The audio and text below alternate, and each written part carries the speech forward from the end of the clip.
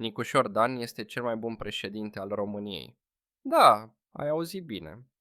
Poți să mă contrazici în comentarii și, dacă ai dreptate, meriți 100 de lei doar pentru curajul de a spune lucrurilor pe nume.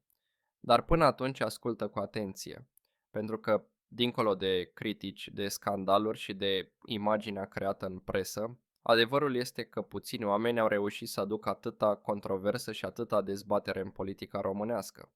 Și chiar dacă unii spun că nu are carismă, că nu are putere sau că nu are experiență, tocmai aceste lucruri îl transformă într-un personaj unic, diferit de toți ceilalți lideri pe care i-am văzut până acum.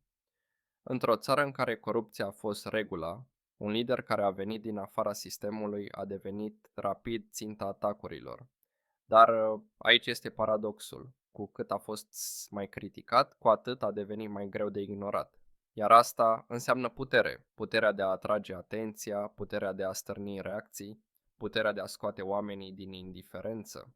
Se vorbește mult despre eficiență, despre proiecte, despre cifre. Dar politica nu este doar despre asta. Politica este și despre simboluri. Iar Nicușor Dan, indiferent ce ar spune detractorii săi, a ajuns să fie simbolul unei rupturi față de sistem. Și atunci apare întrebarea, nu acesta este rolul unui președinte?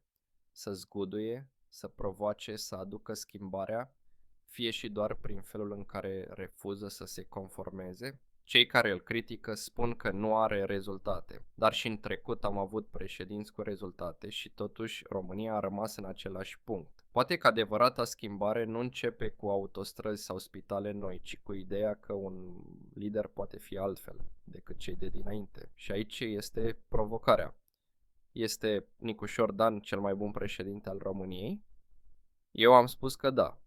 Dar răspunsul final stă în comentariile voastre. Contraziceți-mă, aduceți argumente, demonstrați-mi că greșesc. Poate veți reuși să schimbați opinia, poate nu. Dar dacă reușiți, atunci meritați recompensa promisă.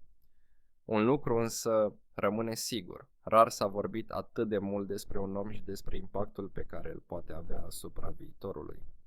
Iar asta în sine este deja o victorie.